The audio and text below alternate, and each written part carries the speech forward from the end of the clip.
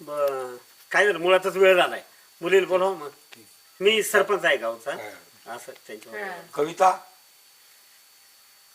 ए कविता काय दादा पाहुणे आले की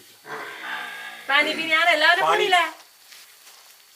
तसली काय प्रथा मला मांडायची नाहीये पाणी द्या आणि हे द्या आणि ते द्या ज्याला पाणी द्या हाताने घेऊन प्या तर का मला बसू हा तिकडे बसू द्या मुलीला बसू द्या हे मुलाचे भाऊ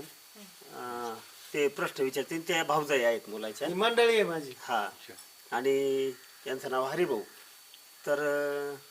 प्रश्न विचारा मग तुम्हीच आता आपण सर्व मुळातच वेळ झालाय आपल्याला विचारा प्रश्न आणि